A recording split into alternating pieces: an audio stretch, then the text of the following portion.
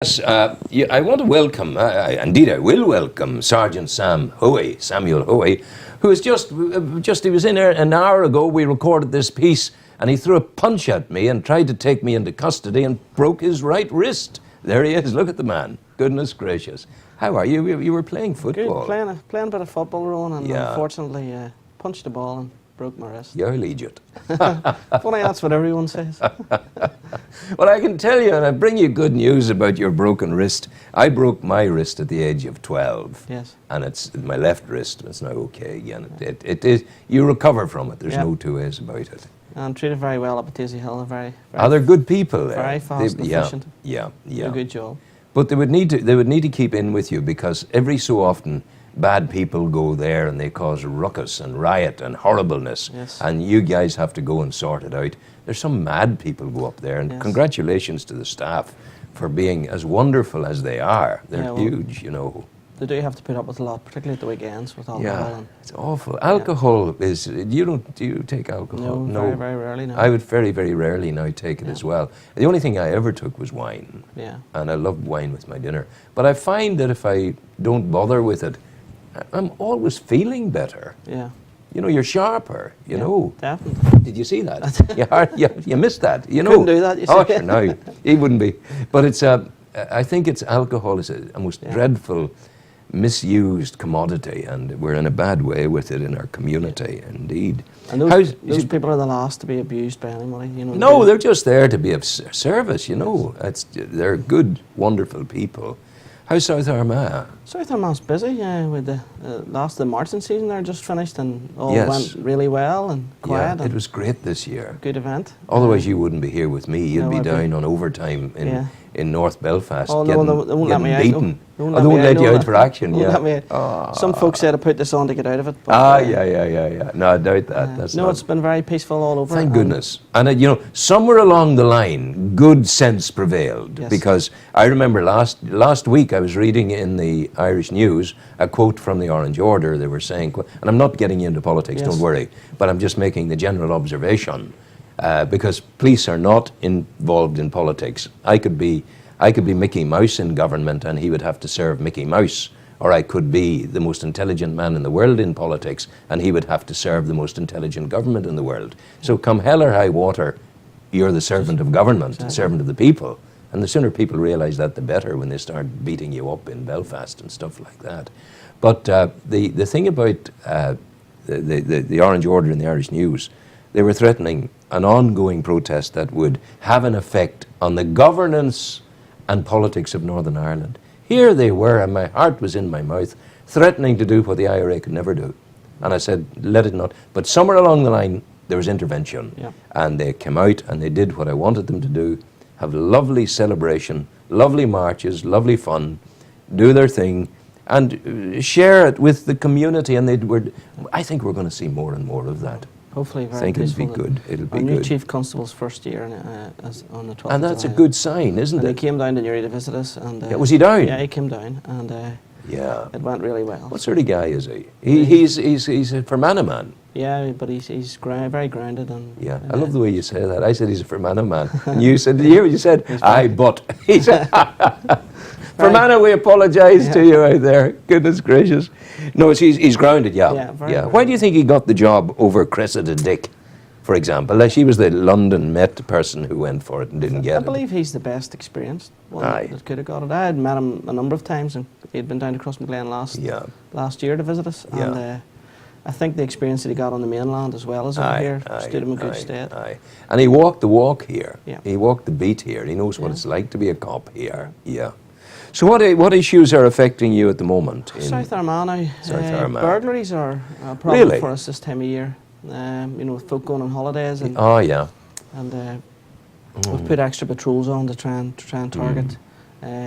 Normally cross-border gangs that are coming back and forward. They can use the border to... Easy access. Yeah. In and then away again. And we do quite a bit of work with the guards in the south. Yeah. Have monthly meetings, etc. And try to target these folk. But I would just appeal to anybody this time of year going on holidays to let the local police know that you're going on holidays. At least we can pay a bit of attention to your house. Absolutely. And for neighbours to keep an eye out for any strange vehicles. We have a text alert scheme running at the minute. So what's that? Text alert. That's interesting. Text alert is if you want to be included in. We have businesses and scrap metal dealers and community workers and your community watch groups. And what we do is, if someone would report to us that there's a suspicious vehicle in an area, we're able to send a text out just saying, be aware there may be a white van frequenting your area. If there's any sightings of it, to let us know. And if it's a strange white van going round in circles, they're not there for the good of their health. Definitely or not. your health. Definitely not. There's no two ways about it. But burglary is awful at any time, but it's marginally not so bad if the people, God love them, are not in the house. Yes. But to be in a house and to confront a burglar is a tough enough thing. Definitely. It's a hard thing. That happened to me when I was a young man living in Daisy Hill Gardens. I was in the house on my own in bed, and I heard the window go in the conservatory at the back of the house. Was aware of it. I said, that's not right. And then I went back to sleep. Within minutes, I heard the creak of a floorboard on the outside the bedroom door. Yes. I went to the door, held the door, and I had a huge, I was a diver at the time, I had a huge sealed beam iron diving torch. And I got the door and pulled the door open, full beam in the face of a hoodie fellow who was at the top of the stairs. Yes. And the beam blinded him, and he panicked. He said, no, he said, don't touch me, don't touch me, don't touch me. I said, look at it, you see that? If you do the wrong thing here, I'm going to open your head with this. You would have probably arrested me for that, but that's another day, fish to fry in another day. So I held him at arm's length, took him down the stairs, put him sitting in the chair, phoned you guys came, took him away, and I got to thinking, was this guy on his own? Your mind starts to play games with you. And then I searched the house to see could I find anybody else. And I'm into the kitchen. And there on the kitchen floor, I found the leather sheath of my scouting bone handle camping knife. Right. So he had your knife? What's going on here? Or someone else had your knife? And I'm in the house not knowing which. The cops have gone at this stage. So I go back in and I look on the chair where I'd left him sitting. Yes. The knife is under the chair. He had the knife upstairs with him. That guy got a 6-month sentence, suspended for 2 years. Yeah. I, to this day, and I'm now 50 years later, walk the house at midnight if a fly hits the front window. Isn't that awful? Yeah.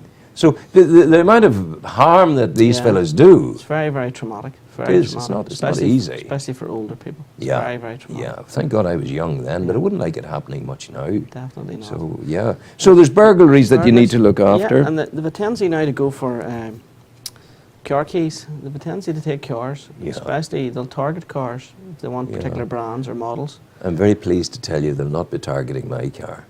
It's the Mr. Bean sitting there at the door, the wee blue fellow.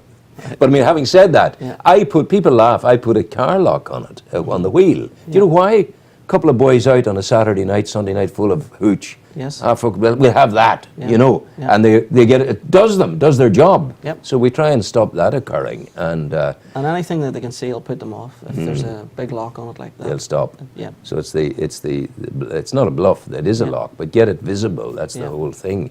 The other thing I've heard of them doing, they come equipped, people sometimes will leave their car keys on the hall table. Yes. And they can come equipped with a fishing rod.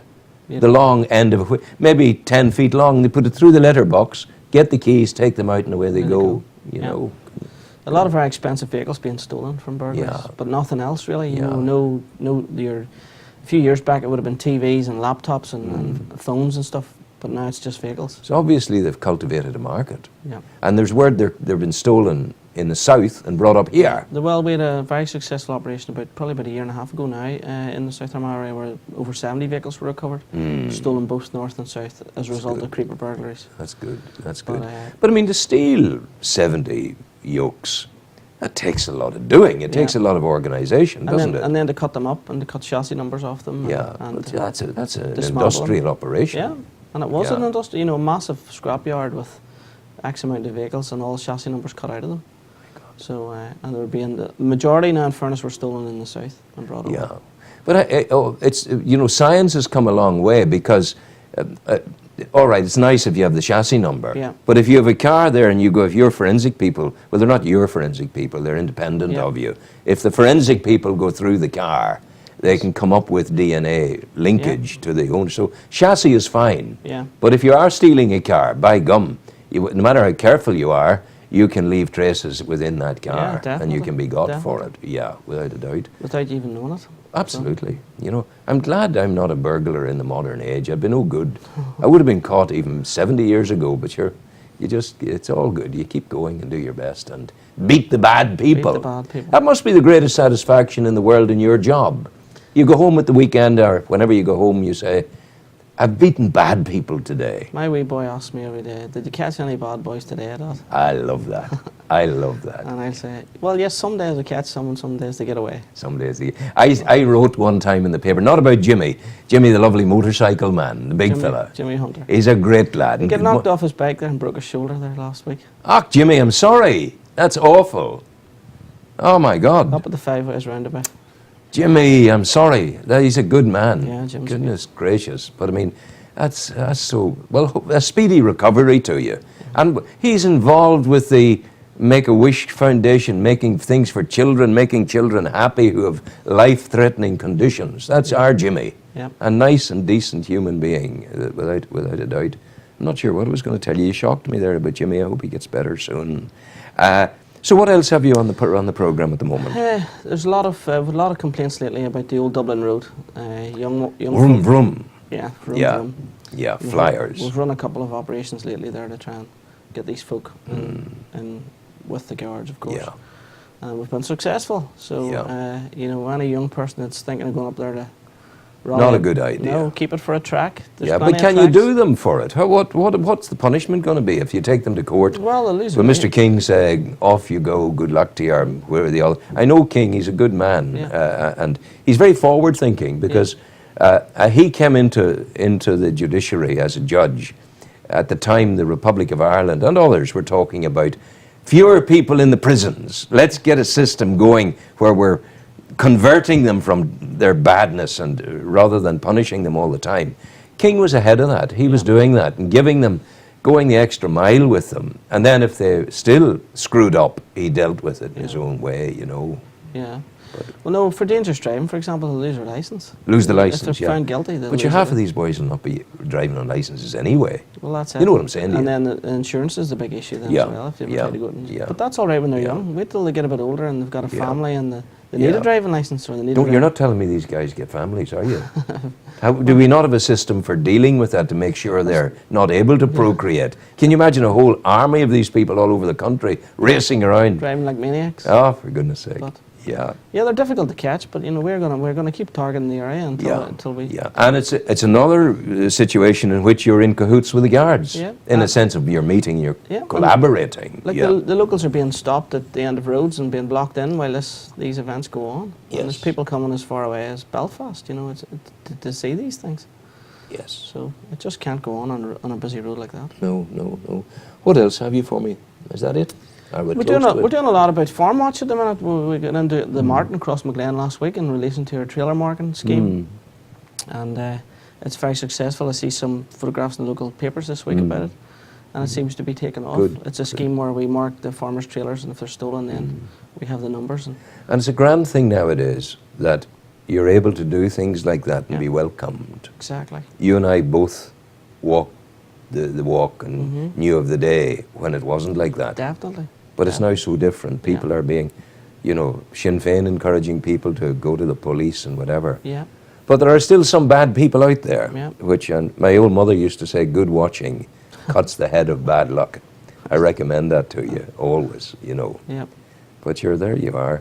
So the farm machinery, things are marked. If you're going to steal from the farmer, know that the likelihood is his bit of kit is marked, indelibly marked, and you will be caught and you will be dealt with. Yeah. Do you think that frightened them? Probably not. But it should do, because it's working, you know, the scheme is working. Oh, thank God. And we have a new scheme there in relation to bikes as well, now, push bikes. Sure. Because with the Giro, it's so popular now to cycle. Mm-hmm. So they're going to start marking bikes now as well, because we're losing quite a few. Yeah. Have you still got the whole countryside out there painted pink? Yes, I Oh was my through God. Blake the other day and I see it's still pink. It's crazy stuff. Crazy stuff. And then, of course, the Tour de France has been and gone. Yeah. Over across the water and all of that. Yeah. I want to thank you for coming in, Sam Hoey. Thank you. You're a good man. Thank you very much. And I can't shake your. We'll have the left hand. left hand. God bless you. Andrew will play you some music there. Thank you. Thank you so much.